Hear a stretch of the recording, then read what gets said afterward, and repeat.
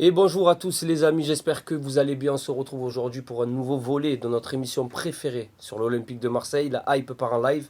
On est aujourd'hui en live sur YouTube et aussi sur TikTok, donc n'hésitez pas à nous poser vos questions. J'ai trois invités autour de moi, on va commencer par les dames. Honneur aux dames, Sabrina, journaliste France 3, comment ça va? Écoute, quand on gagne, ça va toujours, j'ai envie de te dire. Je suis tout On à fait d'accord profite, avec on toi. savoure. Ouais, il faut savourer. Et c'est ce qu'on se disait en off, il faut savourer. On est aussi avec Fabrice Lamperti, je l'ai bien dit? Ouais, tu l'as bien dit, ouais, parfait. Journaliste de la Bravo. Provence, comment C'est ça va? Ça va pas mal, merci. Un peu chaud, parce qu'on est bien dans les studios là, mais sinon ça va. Mieux que dehors. Il fait chaud Mieux avant que. le Ouais, il débat. fait bon hein. là dehors en ce moment. Tout à l'heure on verra, mais là ça va.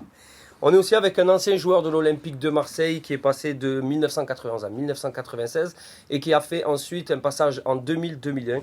Jean-Christophe Marquet, comment allez-vous? Très bien. Comment vas-tu, pardon? On a dit qu'on se tutoyait. Oui, très bien, comme l'OM. Ouais, tant que ça gagne, on va bien.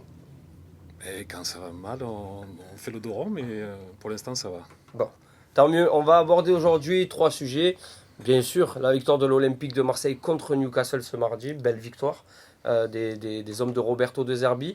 On va également parler du match de ce samedi contre Toulouse. Il faudra encore enchaîner une victoire, on le sait. Paris, même un peu dans la difficulté, continue de gagner des points.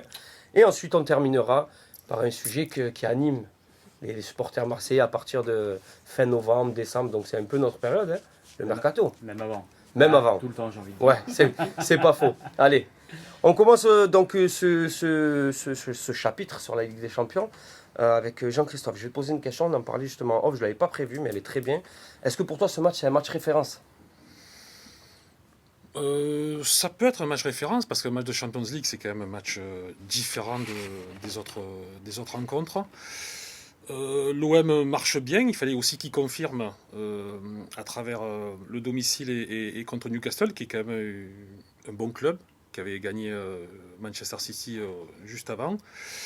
Et le scénario qui fait que ça rend la victoire encore plus belle. Un début de match en Annecy, où on imaginait des fois peut-être pas avoir ce scénario. Et après, une équipe marseillaise qui a cru, avec un public toujours derrière, Mhm. a renversé ce match et cette équipe. Et je pense que c'est dans la continuité du bon travail qu'ils font depuis pas mal de temps.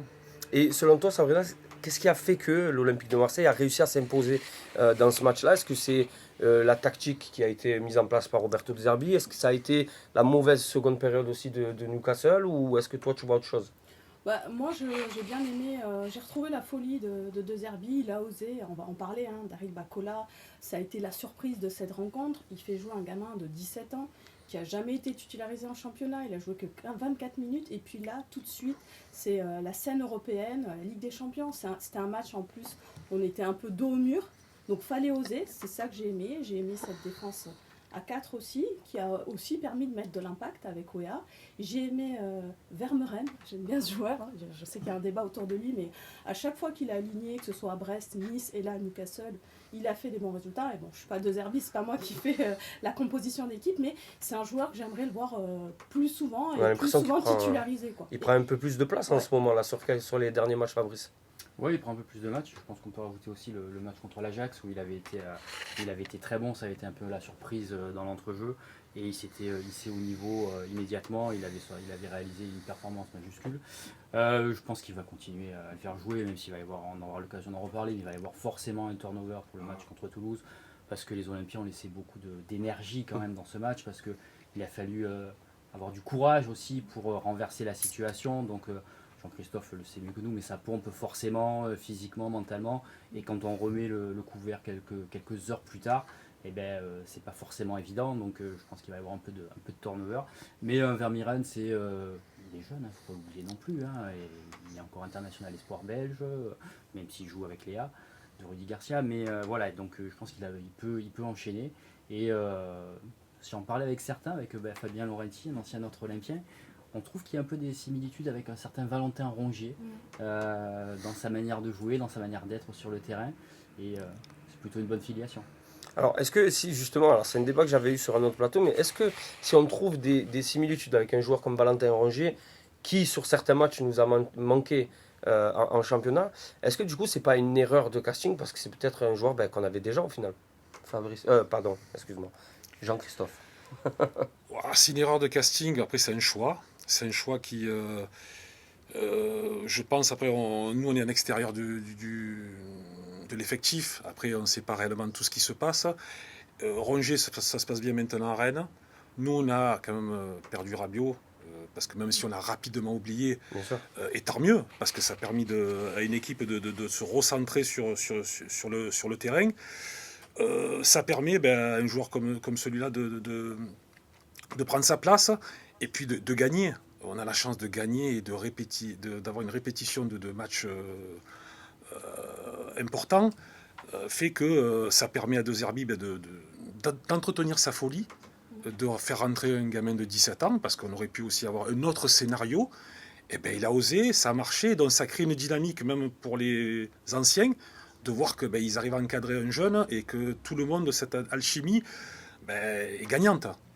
C'est pas si facile, hein, même si tous les ingrédients sont là pour gagner un match à Marseille, avec cette pression, parce que j'ai été joueur et cette pression, elle existe, donc il faut la prendre de la meilleure des façons. Et en ce moment, on ne peut que se réjouir et être prudent, parce qu'on sait que ça peut aller très vite. Mais l'enchaînement quand même de la répétition des matchs gagnés nous donne quand même envie de croire à gagner à Toulouse. Enfin, beaucoup de côtés positifs. C'est bien parce que ça nous permet d'enchaîner sur la prochaine question que je vais te poser, Sabrina. Est-ce que pour toi, sans parler de match référence, est-ce que c'est pour toi un match qui sera un déclic durable pour l'Olympique de Marseille, ou est-ce que c'est un soir où tout s'est aligné, on a eu le début de match qui était vraiment un peu catastrophique, ensuite on est un peu revenu dans le match, on marque ces 2 buts très rapidement en deuxième mi-temps, et après justement on montre une force défensive qui fait qu'on arrive à tenir le score. Alors, pour beaucoup, on dit souvent match référence. Pour moi, c'est un match référence en Ligue des Champions. Je dis bien en Ligue des Champions parce qu'on a souvent très mal démarré nos matchs en Ligue des Champions. L'OM a souvent mal démarré face au Real, face à l'Atalanta. On les a sentis crispés dans ce début de match. Alors qu'ils étaient dos au mur, on attendait un OM offensif dès le début. On voit le tacle de Balerdi, ce carton, ça montre l'image d'un gars qui n'est pas confiant quand il tacle. Donc je les ai trouvés pas sereins au début et je me suis dit, oh là là, non, pitié, on va pas retomber dans les mêmes travers. Et finalement, ils ont réussi à renverser la tendance, même s'ils n'ont pas marqué en première période. Il y a eu des actions, il y a même eu des passes qui auraient pu être décisives de la part de Greenwood pour Aubameyang. Mais c'est une équipe qui a réagi mentalement. J'ai retrouvé cette équipe qui a repris confiance en elle. Je les sentais timorés depuis le début de cette Ligue des Champions. Alors vous allez me dire l'Ajax, mais bon, l'Ajax, avec tout le respect que j'ai pour cette équipe, c'est un peu le paillasson de cette Ligue des Champions. Ils ont perdu tous leurs matchs, ils sont derniers, ils sont 36e. Donc pour moi, Newcastle, c'est une équipe qui est au-dessus de l'Ajax. Et le fait d'être rentré comme ça dans ce match, d'avoir renversé la tendance, je pense que pour moi, ouais, c'est un match référence. Qu'est-ce qui fait pour toi, Fabrice, qu'on commence mal les matchs en Champions League ? Jean-Christophe le disait, je pense qu'il doit y avoir un petit peu de pression, un petit peu d'appréhension. On a l'impression que c'est facile, mais non, quand il y a 65 000 personnes au stade qui n'attendent que ça, qui n'attendent qu'une victoire, au contraire, ça doit pousser, mais bon, psychologiquement, je pense que c'est pas toujours simple. Après le match, j'ai vu un ancien joueur international, j'ai vu Christophe Jallet.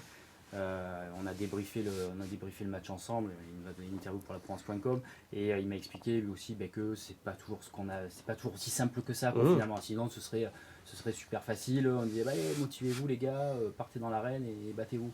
Donc non, c'est plus compliqué que ça. Il y a aussi d'autres éléments à prendre en considération. Sabrina le disait, il y avait beaucoup de pression aussi parce que c'était un peu le match de la dernière chance quelque part.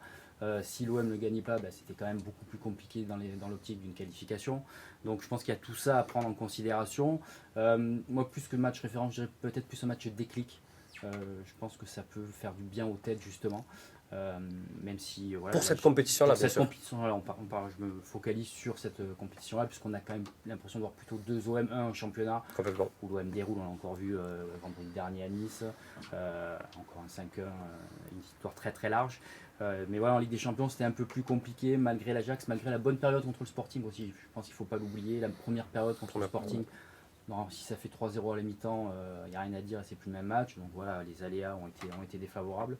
Mais voilà, je pense que ça peut être un vrai déclic pour cette Olympique de Marseille en Ligue des Champions. On a eu la surprise du chef, Sabrina en parlait tout à l'heure. Pour ce match-là, c'est la titularisation de Daryl Pacola. Titularisation surprise, je pense que personne s'y attendait peut-être 24 heures avant le match. Qu'avez-vous pensé? Je vous pose la question à tous les trois, le premier qui veut se lance. Qu'avez-vous pensé de son match dans sa globalité? Et moi j'ai envie de plus appuyer sur sa première mi-temps parce que j'avais un avis qui était un peu controversé, j'ai l'impression, sur sa première mi-temps. Jean-Christophe, je te regarde, vas-y. Non, mais après, on va le juger sur l'ensemble du match. Je trouve quand même qu'à 17 ans, il a surpris d'une facilité déjà dans le jeu, dans l'intégration à travers ses coéquipiers, parce qu'il n'avait aucune habitude à part l'entraînement. Dans un match, comme on a dit, Champions League, qui est quand même le summum dans le football, moi, vraiment agréablement surpris, content de voir un gamin de 17 ans jouer de cette façon, de jouer avec cette facilité. Alors, il n'a pas tout réussi, mais il a fait beaucoup plus de choses positives. Il donne ce ballon de but. Bon, le goal aide la finalité, mais il est là, il était présent. Il était présent face à quand même Newcastle, un grand club. Donc, on va se maîtriser sur les éloges, mais ce gamin, ça fait du bien de l'avoir, parce qu'on va le peaufiner pour l'avenir. Et comme je dis, des anciens, ils aiment toujours avoir des bons jeunes, parce qu'il y a une transmission, il y a le grand frère, enfin il y a tout ça. Et à Marseille, ça nous plaît aussi de couver un gamin pour que il puisse faire les beaux jours de l'OM. J'en sais quelque chose, excuse-moi. Oui, vas-y. Parce que toi, c'est toi qui as le record de précocité en tant que joueur marseillais en Ligue des Champions, me semble-t-il. Mais ouais, j'ai appris ça hier. 17 ans que tu y joues. Ouais, j'ai appris ça hier. Tu te rappelles, c'était quel match? OM Luxembourg, oui. Ouais. OM Luxembourg 91. Ouais, ça marque. Ça marque. Ouais, j'ai été un peu surpris et à la fois content de faire partie de l'histoire, d'être le plus jeune. Et quand on voit un jeune rentrer mardi, il y a beaucoup de similitudes dans l'émotion que j'ai eue. Un petit peu, oui. Mais il s'est super bien débrouillé. Et au niveau actuel, c'est une grande force pour lui et pour l'OM. Fabrice, on en voit cette année, un peu comparé aux années précédentes, des jeunes débutés avec l'OM de De Zerbi. Moi, c'est la première mi-temps de Daryl Bacola, je l'ai trouvé un peu en dilettante. J'étais pas trop fan de son body language, je crois que c'est comme ça qu'on dit. Je le trouvais un peu, je sais pas, un peu timide. Et j'ai eu une discussion justement avec Oba en fin de match, bien après le match, qui me disait justement qu'il y a 2 ans, quand il était arrivé quasiment en même temps que lui, c'était un joueur qui était justement très timide, qui ne parlait pas, qui répondait pas un peu au chambrage, etc. Et que là, quand il a appris sa titularisation en 10, parce qu'il jouait 10 pour ce match-là, il a surnommé Mesut Özil. Qu'est-ce que tu penses que ça joue un rôle, ce style un peu de chambrage, de proximité entre les anciens et les jeunes? Oui, ça fait forcément du bien, ça peut montrer qu'ils appartiennent au groupe d'une manière à part entière. Et pour revenir à la première mi-temps, moi aussi, la première impression était un peu comme la tienne. J'ai re-regardé le match hier et j'ai pas vu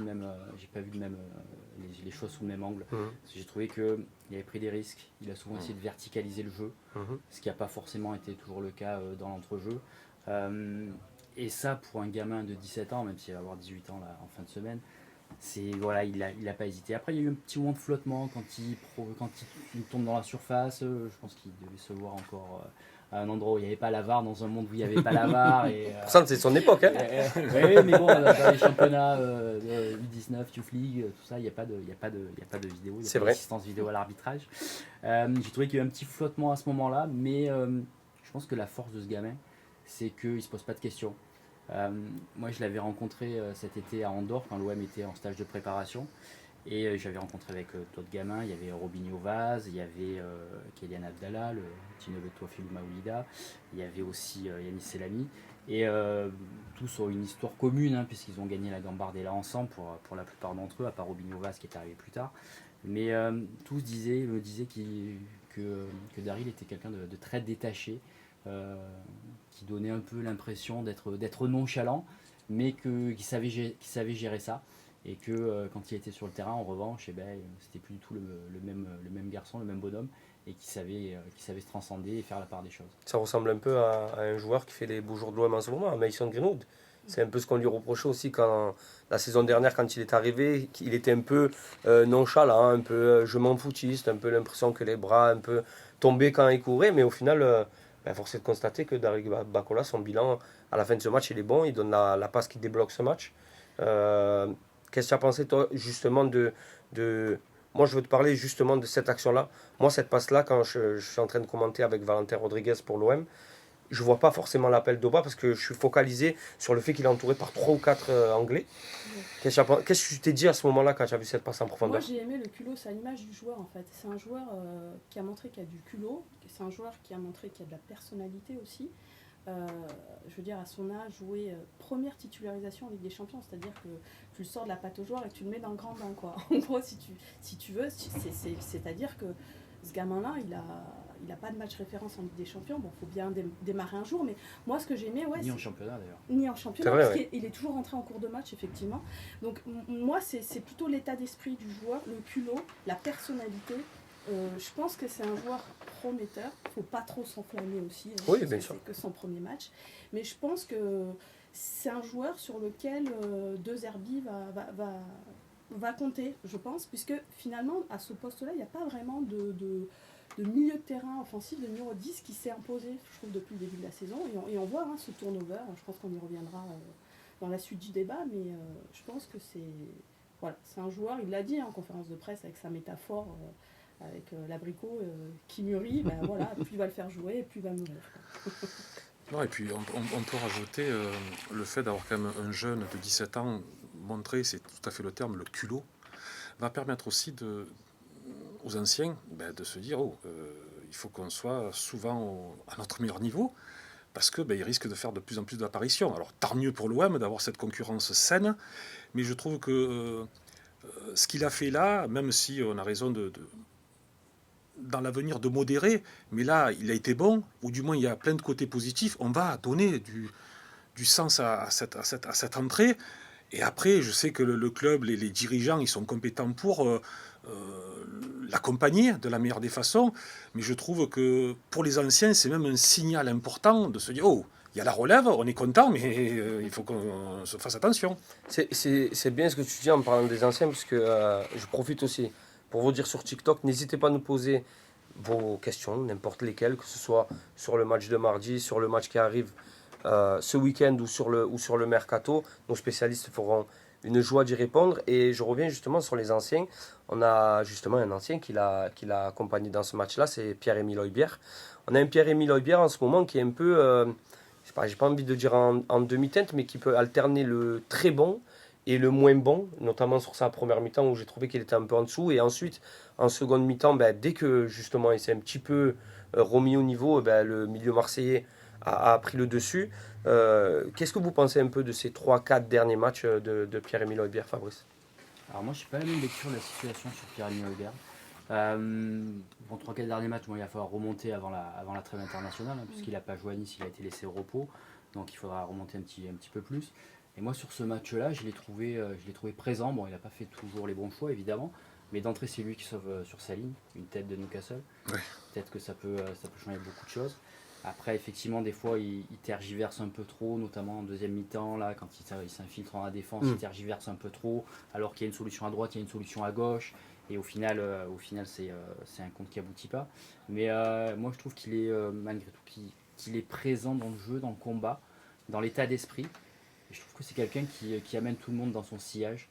Il y a Léo Balerdi qui est capitaine, qui a le brassard autour du bras, évidemment. Mais je trouve que c'est lui vraiment qui amène tout le monde avec lui. Et moi, j'ai trouvé qu'il a fait un bon match, au contraire, mardi. Et je pense que pour moi, c'est le véritable patron de l'équipe. C'est lui, quoi. C'est lui qui donne le tempo, qui fait tourner, qui donne l'exemple pour tout le monde. Moi, je trouve qu'il est plutôt. En fait, bien. moi, je suis un peu quasiment du même avis. Là où je suis un peu dérangé des fois par Højbjerg, c'est justement, par exemple, en parlant de cette action-là où il s'infiltre dans la défense, c'est que justement, il va t'alterner la récupération qu'il fait, elle est incroyable, parce qu'il anticipe une passe dans l'axe. Physiquement parlant, il est au contact et il récupère le ballon sans faire faute. Mais après, justement, il a ces moments-là où, des fois, On a l'impression que dans les 30 derniers mètres, alors qu'on sait que le jeu de Roberto De Zerbi, c'est aussi bien le 6, le 8 que le 10 qui peut se retrouver dans une situation de frappe, c'est souvent très hésitant. Alors, est-ce que ça peut venir d'une consigne du coach de trouver peut-être une facilité pour marquer le but? Je pense pas. Je pense qu'au moment où il arrive dans les 16 mètres, il avait la possibilité de frapper, il ne l'a pas fait. Qu'est-ce qui fait qu'on peut alterner le très bon et le moins bon sur, par exemple, la même action? Donc, Christophe, Déjà, par toi rapport qui es par- ancien joueur, je te mets un peu Ouais, dans la... après- Non, déjà, j'ai un peu la même analyse que Fabrice sur le joueur. Après, on le juge sur un laps de temps. Et ça serait peut-être mieux de sonner un peu plus de matchs. Moi, je parle plus collectif. C'est vrai qu'il y a peut-être certaines erreurs qu'on ne comprend pas sur des choix sur le terrain. Mais dans l'ensemble, on arrive quand même à trouver une meilleure cohésion de tous ces postes, de toute l'équipe. Après, je pense qu'il faut laisser un peu plus de temps pour qu'on puisse, pas le juger, mais avoir un peu plus de contenu pour donner un véritable avis. Mais moi, dans l'ensemble, c'est un bon joueur, ça peut être, comme il dit, un patron. Et déjà, c'est pas donné à tout le monde d'imaginer cela dans un effectif. C'est un peu le lien de toute cette équipe pour toi? Ça peut l'être. Ça peut l'être. Tu as quelque chose à rajouter, Sabrina, sur Moi, sur je Højbjerg? comprends un peu. C'est vrai que je suis un peu d'avis comme toi, où il peut être, ça peut être le meilleur comme le pire, en fait, Højbjerg. Et je trouve que ce début de saison, moi, je reste sur ma faim le concernant. Peut-être que j'attends beaucoup plus de lui, Mhm. mais tu le disais, parfois, sur des choix, sur des passes, il fait pas toujours les bons choix, je trouve. Ça, c'est mon point de vue. Et puis des fois, dans des actions, il est tellement investi Mhm. que ça peut lui desservir sur certaines autres actions où on ne voit pas du tout le même joueur. Et on s'attend souvent à ce qu'il fasse un éclat ou avec sa personnalité, ben non. Donc finalement, cette irrégularité de comportement lui peut des fois le desservir. Très bien, on va enchaîner maintenant avec le match que l'Olympique de Marseille aura ce samedi soir, si je ne dis pas de bêtises, à 21h05 au stade Vélodrome face au TFC. Le TFC qui n'est pas aussi dans sa plus belle image depuis quelques semaines. Est-ce que, Fabrice, pour toi, après un match d'une telle intensité, une belle victoire en Champions League dans un Vélodrome qui était en feu, encore une fois, contre Newcastle, est-ce que ça peut ressembler au match piège contre Toulouse? Le match piège, en fait, on dit toujours ça. On parle toujours de match piège après, quand tu affrontes une équipe un peu plus modeste, j'ai envie de dire. Sauf que pour l'instant, l'OM a montré qu'il savait éviter ces choses trappes, qu'il savait éviter ces pièges. Ils vont peut-être tomber dedans, un de ces quatre, hein, ça peut arriver, hein, c'est l'histoire du football. Mais pour l'instant, les Olympiens ont montré qu'ils arrivaient à bien gérer ces moments-là. On pensait que Lorient pouvait être un piège, victoire 4-0. On pensait que Le Havre pouvait être un piège, victoire 6-2. On pensait qu'il y avait d'autres matchs aussi depuis le début de la saison. Et pour l'instant, même à Auxerre, hein, où ils vont gagner 1-0, même si c'est une prestation pas terrible, on ne peut pas dire autre chose. Ah, mais c'est des matchs que tu perdais l'année dernière. C'est des matchs que tu aurais pu perdre l'année dernière, exactement. Donc pour l'instant, ils arrivent bien à négocier ces matchs-là. Donc on va leur laisser le bénéfice du doute en espérant qu'ils vont encore y arriver, d'autant que derrière, il y a un peu plus de temps pour récupérer avant le déplacement à Lille. Donc j'ai l'impression qu'ils ont franchi un palier à ce niveau-là, dans la préparation, dans l'état d'esprit, et puis voilà, et puis être à la bagarre, aux avant-postes, juste dans la roue du Paris Saint-Germain. Quelque part, ça doit encore Ça motive. motiver quelque part. C'est quoi la clé d'un match comme celui-là, 3-4 jours après un grand match en Ligue des Champions? C'est déjà le fêter et rapidement se remettre au boulot et se recentrer sur ce fameux match qui peut être un piège. Mais il faut, je pense, même dans la communication de l'Olympique de Marseille, on aimerait tous qu'ils gagnent 2, 3, 4, 5-0. Mais on est quand même à 1 point, 2 points de 2 Paris. points. 2 points de Paris, Paris. ouais. Donc c'est vraiment, on est juste derrière. Moi, 1-0 avec un match de merde contre Toulouse, je le prends. Ah oui, tous les Parce jours. qu'on l'oubliera Alors, avant cela, j'ai dit il faudrait peut-être qu'on gagne 2-3-0, mais un match de merde.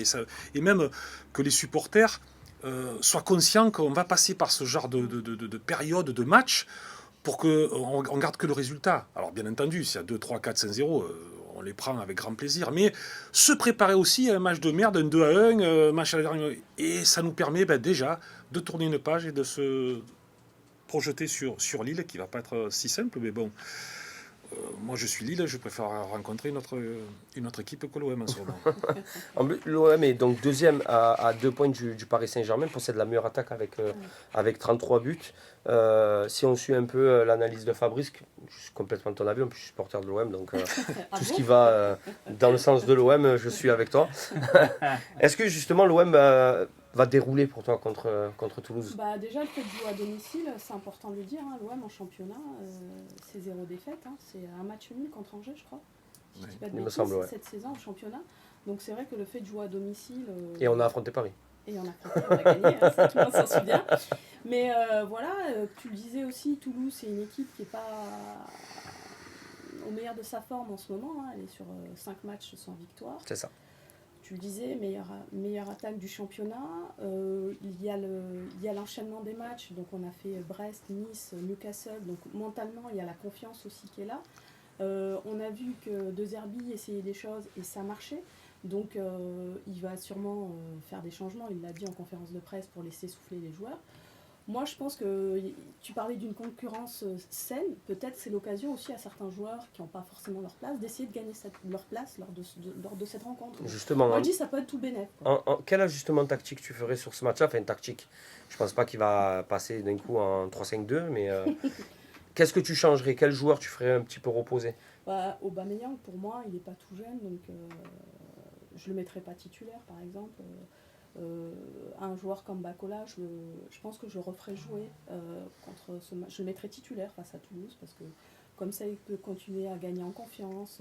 Voilà, moi c'est des petits ajustements que je ferais. Après en défense, avec les absents, c'est un peu plus compliqué. Je pense que je laisserais, de toute façon il n'y a pas le choix, Pavard dans l'axe, ça marche bien. En plus on l'a vu depuis la trêve internationale, il revient bien, ça revient mieux. Donc moi je pense qu'un joueur comme Aubameyang, je le ferais débuter sur le banc. Et toi Fabrice? Non mais pour moi Aubameyang va être sur le banc aussi. A priori Robinho sera titulaire en pointe. Après si on met Vaz titulaire en pointe, est-ce qu'on met Daryl Bacola derrière? Donc est-ce que voilà, c'est une vraie interrogation. Je pense que Roberto De Zerbi va s'atteler à réfléchir à tout ça. Je pense que derrière ça va sans doute un peu souffler aussi. Est-ce qu'on a des retours, toi qui est peut-être Emerson, peut-être Emerson pour qu'il souffle un peu. Vas-y, excuse-moi. Est-ce qu'on a des retours de blessures pour ce match-là, tu penses? Alors écoute, il y a toujours les grosses incertitudes sur Murillo et Aguerd. J'ai l'impression quand même qu'Aguerd ça risque de durer. Une pubalgie, c'est quand même sacrément embêtant. Donc non, après Gouiri, c'est janvier. Medina est encore pour un petit moment parce qu'il a rechuté. Donc, et j'en oublie un autre, Ahmed Traoré. Ahmed Traoré, c'est aussi la grande incertitude, la grande inconnue. Donc je pense pas que surtout Roberto De Zerbi est quand même dans une logique de ne pas prendre de risques avec ses joueurs. Donc je pense pas qu'il va prendre de risques et qu'il va s'appuyer sur l'effectif qu'il avait à disposition pour Newcastle. J'ai l'impression que pour justement Aguerd, et tu pourras peut-être me contredire, Jean-Christophe, j'ai l'impression que, alors c'est peut-être une impression de supporter, mais j'ai l'impression que Roberto De Zerbi essaye de le protéger en vue de la CAN. Mais là, actuellement, il y a l'Olympique de Marseille, parce que c'est le discours qu'il a eu en conférence de presse, si je ne dis pas de bêtises. Il a dit on va essayer de le faire reposer parce qu'il a aussi une CAN qui arrive dans son pays. Est-ce que justement, dans un grand club comme l'Olympique de Marseille, on fait reposer son défenseur, qui est peut-être son meilleur défenseur depuis le début de la saison, pour qu'il puisse aller jouer la CAN? Ça interpelle cette réaction. Après, on ne sait pas réellement la forme ou du moins les relations qu'ils peuvent avoir avec l'entraîneur et le joueur. Peut-être que la com était de vouloir dire qu'on le préserve pour une Coupe d'Afrique.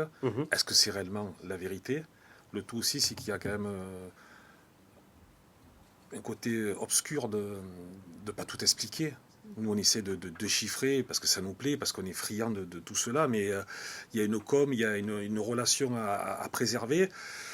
qui fait que oui, ça peut être bizarre de protéger un joueur pour son équipe nationale. Je ne pourrais pas en dire plus parce qu'on n'a pas tous les tenants et les aboutissants.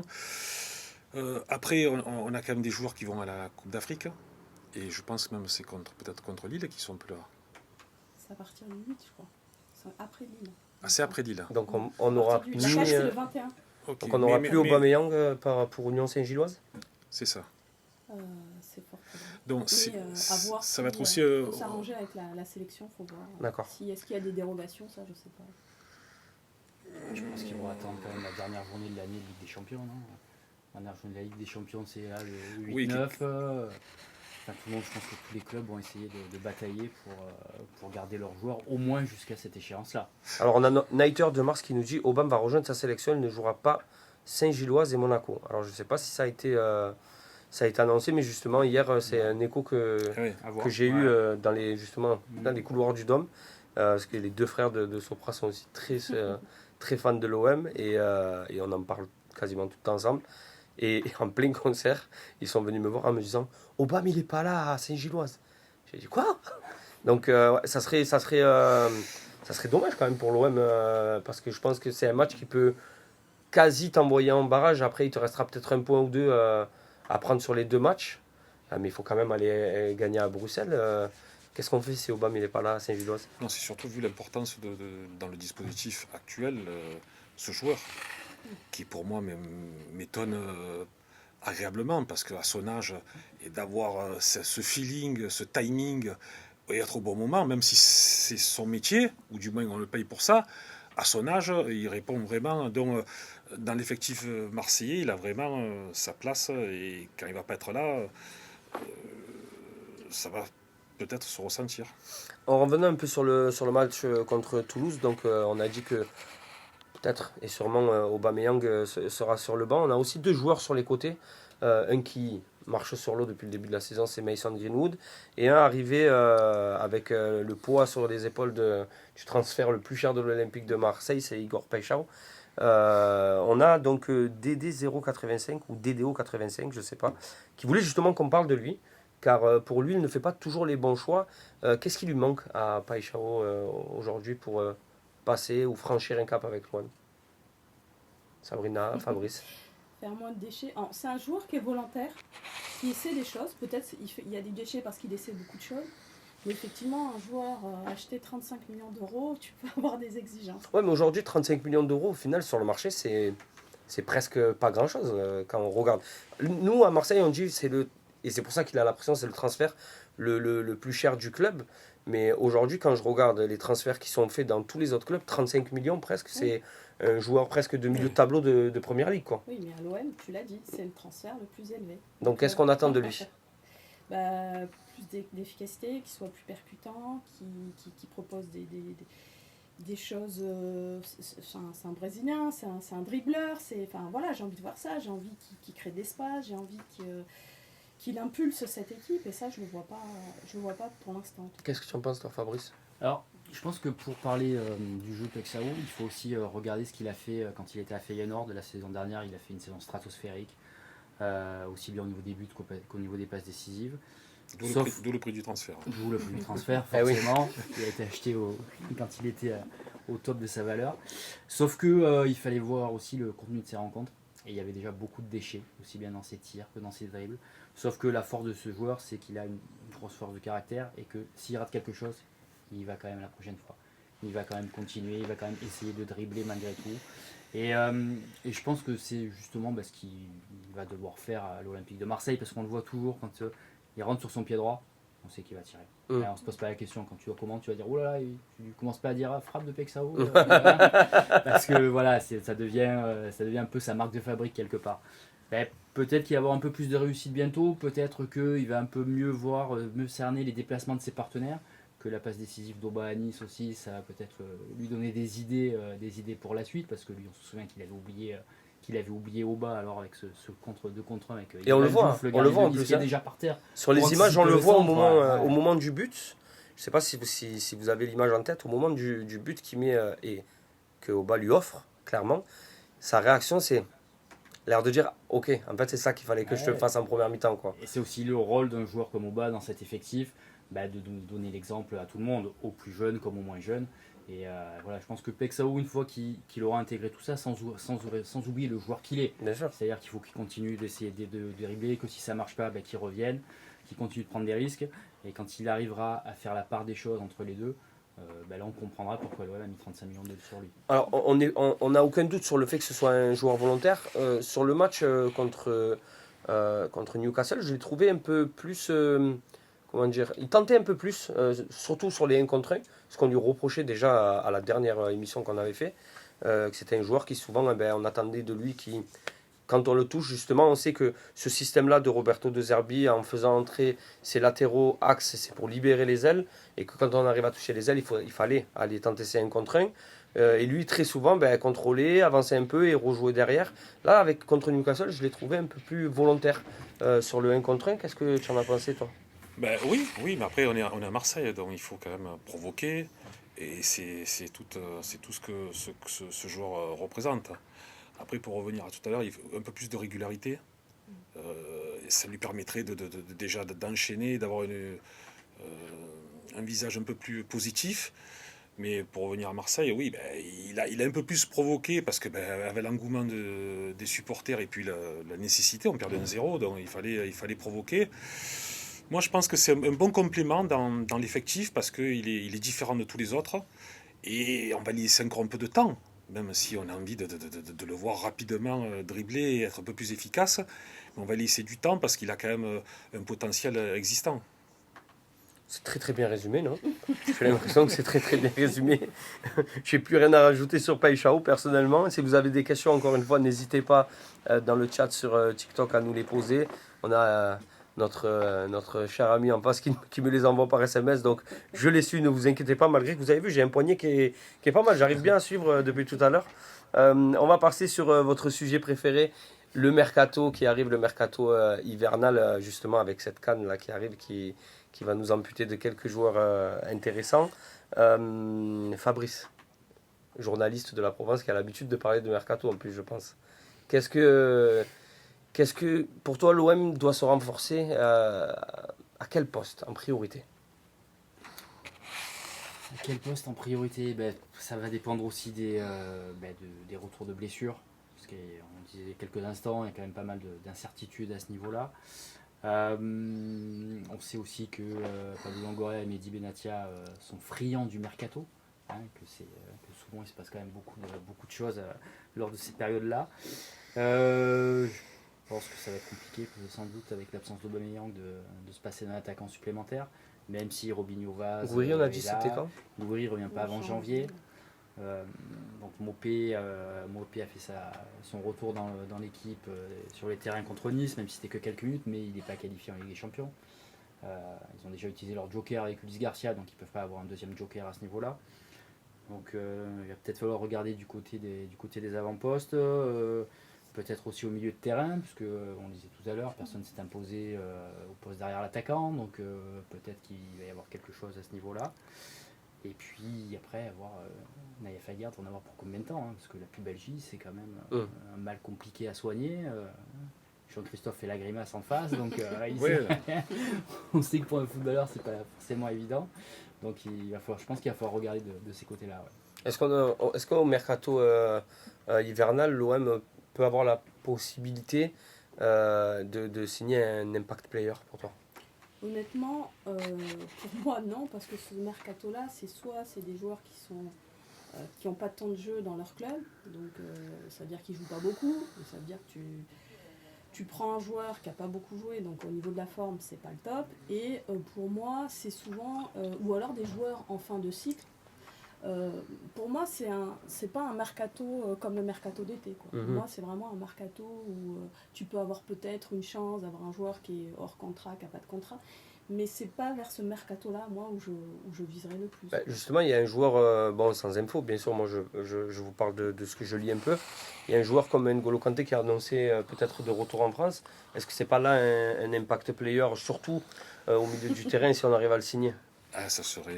Je t'ai vu, tu as vu que j'ai vu ta réaction, je suis venu directement Non, vers toi. c'est sûr que c'est un top joueur, de par l'expérience, de par tout ce qu'il représente Même humainement. humainement. Donc, oui, ça serait vraiment la cerise sur le gâteau qui nous permettrait d'imaginer d'encore de plus belles choses. Mhm. Après, pour revenir, les recrues, c'est plutôt offensif par rapport à l'effectif. Aubameyang, moins là. On sait qu'offensivement, on aura toujours besoin de concurrence. Après, Pablo et Mehdi nous ont quand même plutôt bien habitués pour dénicher des top joueurs après dans notre effectif. Donc, je suis confiant. Il faudra rajuster parce que tu es obligé de le faire, ou du moins de se donner les moyens. Mais vu ce qu'ils nous ont démontré les dirigeants, on aime bien les surprises. Et tu n'as pas l'air inquiet non plus. Ben, un renfort, ça fait toujours, c'est toujours mieux.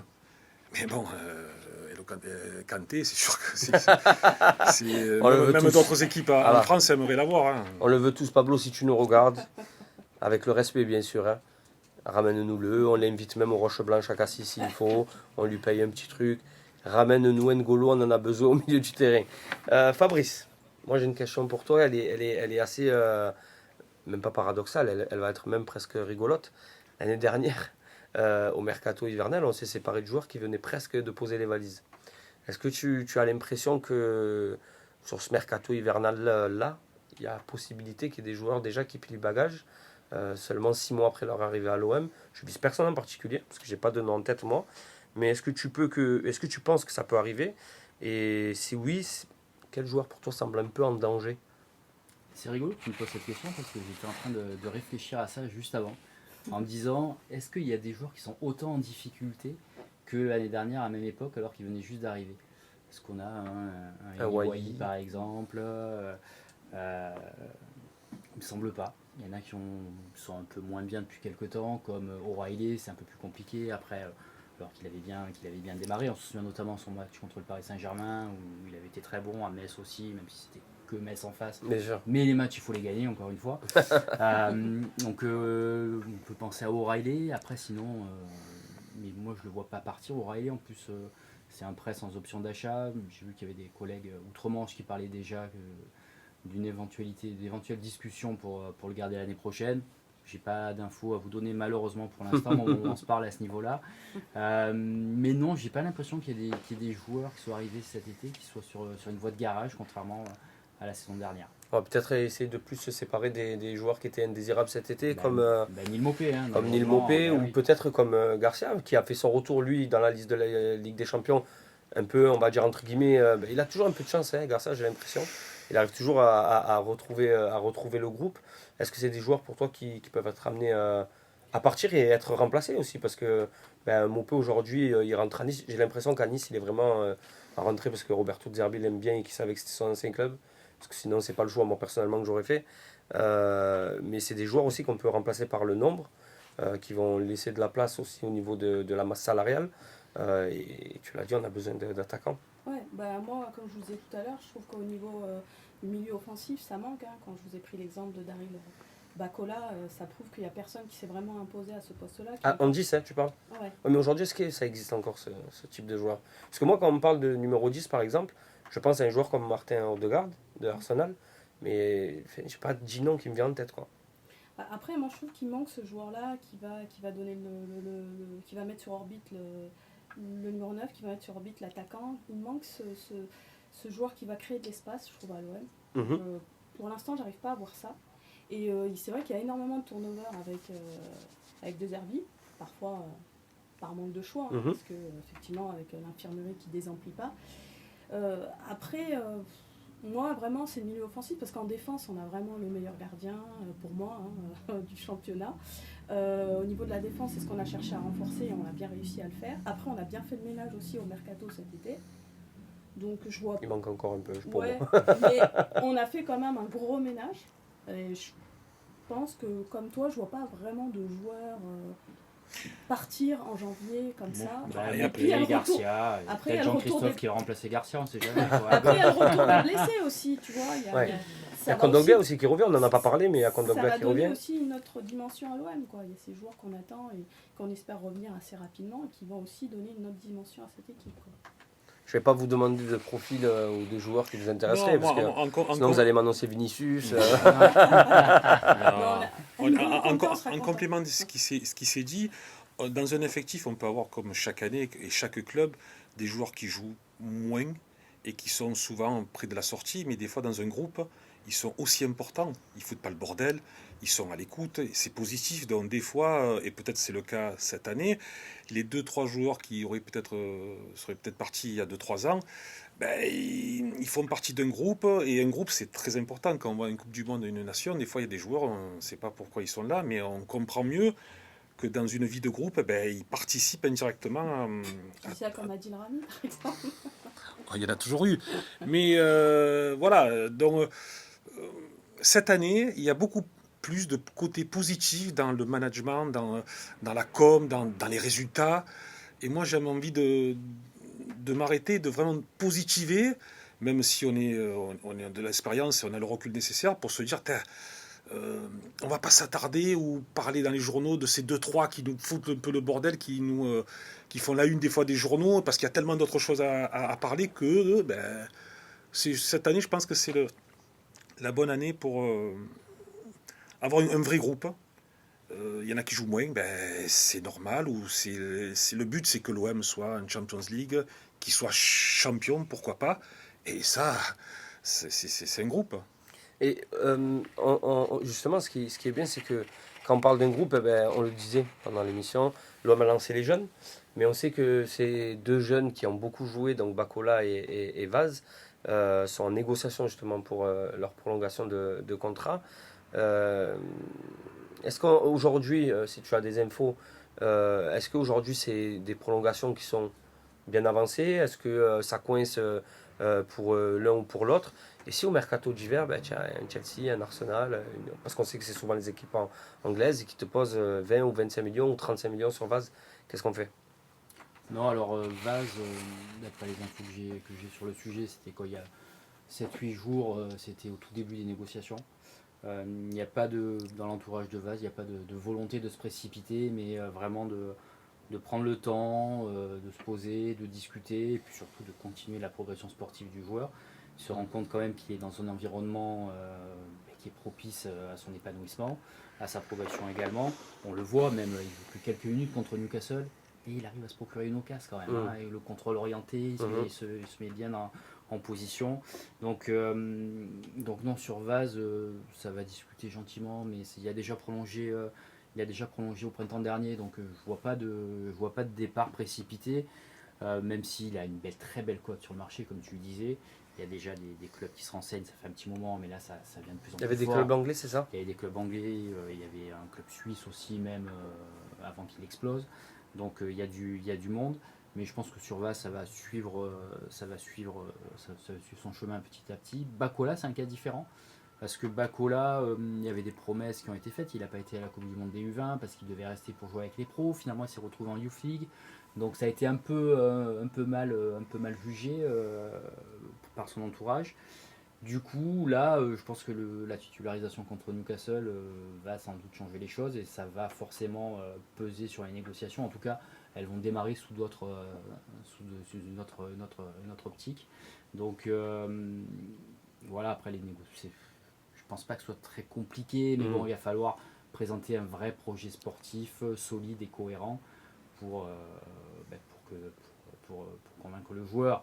Et rien que cette entrée en question, je pense que ça va peser. Et aussi, quelque chose de nouveau. Après un match, on a quand même eu Vaz, Madi et Bakola qui sont venus parler en journaliste, ce qui ne se passe quasiment jamais. Chaperonné quand même par Mehdi Benasser. Derrière, il visualisait tout ça. Il les chambrait un peu aussi. Aussi. Mais ça montre quand même l'importance que l'OM accorde aux jeunes. Jusqu'à présent, ils étaient tout le temps cachés. J'en parlais cet été avec le petit Abdallah qui lui n'a pas eu sa chance encore, qui me disait mais pourquoi vous n'avez pas fait de papier sur Bilal Nadir par exemple? Parce que l'OM a toujours refusé, tout simplement. Alors que là au contraire c'est l'OM qui les met en avant.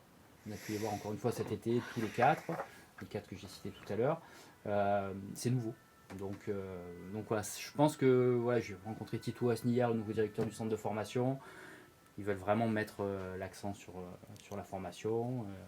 Et ils donnent des preuves d'amour en plus à tous ces jeunes ces derniers temps. Ouais, ce qui a été souvent, excuse-moi, Oui, reproché à l'OM, c'est de ne pas donner sa chance justement à ces joueurs qui sortent du centre de formation. Et c'est vrai que là, c'est bien de mettre en avant ces jeunes joueurs. Ouais, c'est bien, un, parce qu'ils méritent. Et deux, quand même, on a Mehdi qui vient du centre de formation.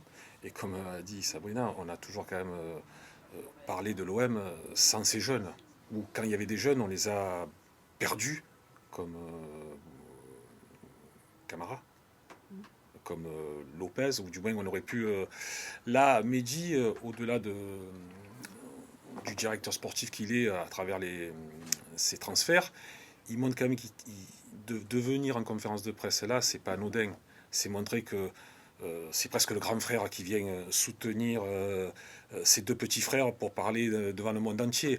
Et ça, c'est un message fort de dire je vous confirme la proximité qu'on donne à nos jeunes pour demain. Et en tant qu'ancien joueur, c'était un rêve de voir ce genre d'image à l'OM.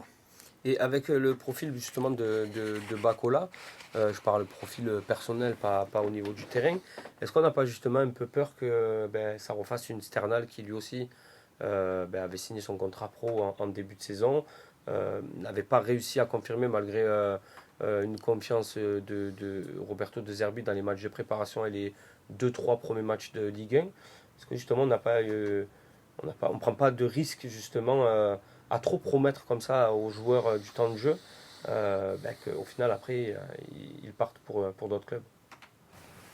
J'ai l'impression qu'on a promis beaucoup de choses. Je pense que De Zerbi, il l'a dit, avec l'exemple d'Ariel Bacola, que c'est un joueur qui doit continuer à mûrir, c'est un joueur aussi qui doit gagner sa place. Enfin, je veux dire, quand on est coach, c'est ça, c'est certes de donner la chance, mais il faut aussi que les joueurs provoquent cette chance-là. Je ne sais pas ce que vous en pensez, mais... Oui, puis pour moi, il y a une grosse différence avec Enzo Sternal. C'est que Enzo Sternal on l'avait entreaperçu sur quelques matchs, mais jamais d'entrée sur un match aussi important. Et Enzo Sternal n'avait jamais réussi à se mettre autant en valeur. Bien sûr. Donc il y a quand même une grosse différence à ce niveau-là. On va repasser sur le match de Toulouse avant de finir. Je vais vous poser la même question, ou même une question commune. On l'a jamais fait. Alors, je sais pas si au montage, je te regarde, Jérôme, ça sera possible. On va essayer de faire notre 11 de départ, enfin votre 11 de départ. C'est pour ça que je mets un peu de travail pour les monteurs. J'aimerais que ça soit aussi affiché à l'image, ça serait top. Donc, au gardien, même s'il y a très peu de surprises, qui on met? Oui, en plus maintenant il est rugbyman avec son petit bandeau, donc c'est parfait. En défense, on met quoi du coup, Sabrina? Je pense que je garderai la même défense. Moi. Déjà, on part sur une ligne de 4? Moi, je partirai sur une ligne de 4 avec Pavard dans l'axe, parce que la garde est blessée. Moi, je vois Garcia à la place d'Emerson. Donc Garcia à la place d'Emerson, Pavard, Balerdi et Wea. Et voilà. Ouais. Au milieu de terrain, Jean-Christophe. On joue à 2, on joue à 3. On va jouer à 2. Enfin, on va jouer à 2. J'espère qu'on joue à 2 quand même, parce que c'est un Toulouse, et même si on est un petit peu en fatigue, il va falloir quand même aller les pousser à la faute. Donc ça sera peut-être voué plus un jeu offensif. Et parce que bon, ils ont perdu contre Angers chez eux, et il faut pas les laisser, parce que ça risque d'après de ressembler à un match piège. Donc après, moi, les choix, j'ai du mal à donner des noms. Allez, mouille-toi, donne-nous des noms. Non, là, je suis pas d'accord. Tu nous fais l'ancien joueur qui respecte trop. Non, non. Après, Sabrina, elle a donné les 4 premiers. Allez, moi, je vois les mêmes qu'Anis. Kondogbia, Vermeeren. Kondogbia, Vermeeren, j'aime beaucoup. J'aimerais bien voir en plus les deux associés. Je pense que ça pourrait marcher. Et Vermeeren titulaire. Ouais, Vermeeren titulaire. Mais par contre, là, je vous demande votre 11 à vous. C'est pas le 11 que Roberto De Zerbi va mettre en place. Peut-être. Mais par contre, je pense que Roberto De Zerbi risque de faire débuter O'Reilly. Non, parce qu'il nous regarde, il nous écoute. Donc c'est vrai. Il va être influencé forcément. Ça va, Roberto? Il allait faire tourner, donc il y a une possibilité. Après, certains qui ont bien joué, est-ce que c'est le bon moment de les confirmer ou de... Comme Bacola par exemple. Bacola. Donc Moi, je le mettrais, mais... Moi je le mettrais en 10 aussi. Ouais. Je le mettrais, mais il faut qu'on oublie le match de mardi. Même si... parce que c'est un autre match, c'est une autre ambiance, c'est un match de référence pour lui, comment il va le digérer, et qu'on soit indulgent, il a que 17 ans. Alors il y a Darius qui nous dit dans le chat, Vermeeren, indétrônable. Voilà. Indéboulonnable pour lui. C'est la nouvelle hype. Hein. C'est vrai, c'est complètement, et c'est pour ça qu'on est dans la hype par en live. Exactement. Voilà, on a très bien choisi le nom de l'émission, on est assez bon. Devant, qu'est-ce que vous verrez devant? Bon, on a dit Vaz. Je pense que Greenwood est le vrai, véritable indéboulonnable. Oui. Mais est-ce qu'on laisse Paixão ou est-ce qu'on fait autre chose? Moi, je mettrais Aubameyang d'entrée. Ah, Aubameyang d'entrée. Tu ne le laisserais pas souffler. Ben, il peut nous marquer un ou deux buts et peut-être après ensuite souffler. Parce que rentrer, si on est 0-0, on va encore tirer sur le joueur. J'espère pas en arriver là, mais il peut aussi nous débloquer une situation rapidement pour que ça soit beaucoup plus facile et que De Zerbi puisse avoir plus de choix. Pourquoi pas? Donc on met qui? Vaz ou Aubameyang? Moi, je mettrais Vaz, mais. moi je laisserais le souffler. cœur, ce serait Aubameyang, mais je pense qu'il va mettre Vaz. Ok. Bon, la majorité l'emporte. Au montage, on veut Vaz. Et donc on a dit Greenwood, et sur l'aile gauche, est-ce qu'on laisse Paixão? Moi, il y a un joueur qu'on a vu quelques minutes je crois que c'était en championnat. Ouais, je crois que c'était en championnat. C'est Madji. Et alors, c'est un match contre Toulouse, c'est pas Newcastle. Pourquoi pas ça peut être le bon match pour aussi... pour essayer quelque chose. J'ai vu faire un peu la grimace, Fabrice. Non, parce que je me dis que si on met Vaz, Bacola et Madi, ça me paraît beaucoup coup d'envoi quand même. Alors on lève Vaz et on met Aubameyang. Tu refais au montage. Je ne vois pas Madi démarrer. Même Donc on si laisserait j'ai beaucoup Paixão. aimé son entrée contre l'Atalanta, j'ai trouvé qu'il avait percuté, il avait osé. Et pour un gamin de cet âge-là, dans ce contexte très compliqué, puisque l'Atalanta s'ouvre dans ce match-là, hein, très, très fermé avec l'OM qui montre un mauvais visage, rentrer avec la fraîcheur, le culot, encore une fois, qu'il a réussi à Ouais, c'est ça, c'était contre l'Atalanta, exactement. je trouve qu'il a été très intéressant.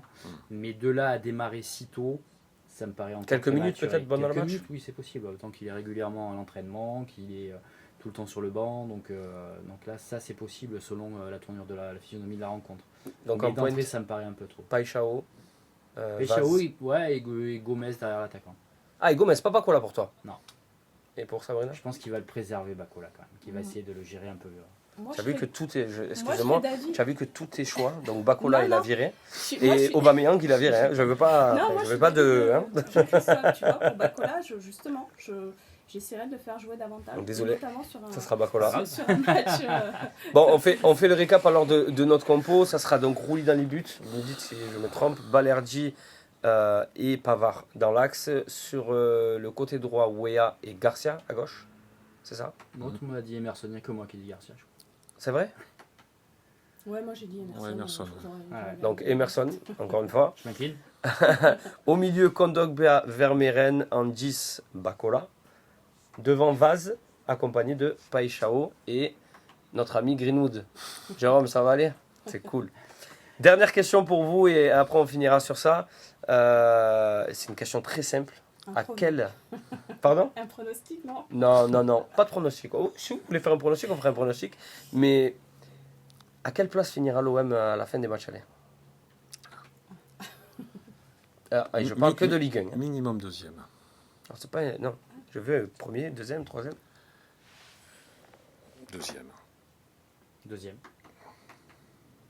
Moi je dirais dans le top 3. Oh là là, se mais mouille ils veulent pas se mouiller dans Non, le mais- chat. Non, mais c'est que. Dites-nous à quelle place il y a finira l'OM. Lille et Monaco aussi, même si Monaco c'est pas la grande forme du moment, sachant qu'il y a des joueurs qui vont partir à la CAN. Bon, je veux pas être l'oiseau de mauvais augure, mais. Après, il y a un trou qui s'est fait quand même Oui. sur la 4e place. Tu vois, Paris, Marseille et Lens. Et derrière, tu as quand même un trou, c'est à 5 points derrière. Lille, donc, ouais. c'est quand même intéressant ça Mais aussi on à va cet jouer instant contre de la Lille saison. à Lille.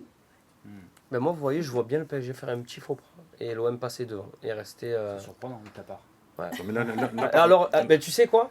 D'habitude, je suis très. Très mesuré. Ouais. Sur le classement, sur des trucs comme ça, je suis surtout avec le Paris Saint-Germain hein, qui est pas dans qui boxe pas dans la même catégorie. Donc, je suis assez mesuré, mais là, je sais pas, je me dis, après, nous, l'OM, on aime trop être champion d'automne et après, pas avoir de trophée. Donc, si on peut changer, Moi, je préfère finir l'inverse. deuxième et finir premier, c'est très bien. Ouais, parce qu'on peut voir des signes de partout, hein, parce que là, l'OM n'a plus autant de points après autant Ouais. de journées depuis Ouais, c'est les stats. Marcelo Bielsa. Marcelo Ah, Bielsa. oui. Et, Et il y qui a- avait fini champion d'automne. et je crois qu'on est la meilleure attaque Avant depuis de finir 1900. quatrième. C'est vrai. 1948, ouais. Arrête de me faire ça, c'est pour mon cœur, mon petit cœur de supporter. Et je crois qu'on est la meilleure attaque que l'OM a connue depuis 1948, 48. c'est ça. Ça aussi, c'est des stats de Zerbi, il a tout pour lui là. Pourvu que ça dure. Honnêtement, hein, pourvu que ça dure. Votre pronostic pour ce week-end, Sabrina? 2-1 2-0. pour l'OM. 2-0, 3-0. 3-0. Et toi? Arrête-toi. Moi, je vois bien une 4-1. Moi, je vois bien une 4-1. Je vois l'OM dérouler. En fait, tu m'as convaincu tout à l'heure quand tu as dit que les matchs pièges, en ce moment, on arrivait facilement à les déjouer. Et c'est vrai que l'OM arrive facilement à dérouler contre ces équipes-là. Donc, je me dis qu'un bon 4-1, ouais. Avec, J'espère qu'on va pas nous ressortir la séquence si jamais ça se passe mal. ouais. Ne clippez surtout pas. Les amis, on vous remercie. On vous dit à très bientôt pour un nouvel épisode de la Hype par en live. On se voit toutes les semaines sur TikTok, Instagram, YouTube pour la hype de Johan et les 3 hypes d'avant-match. Merci à vous. Merci pour votre temps, pour vos analyses. On se dit à très bientôt et allez l'OM.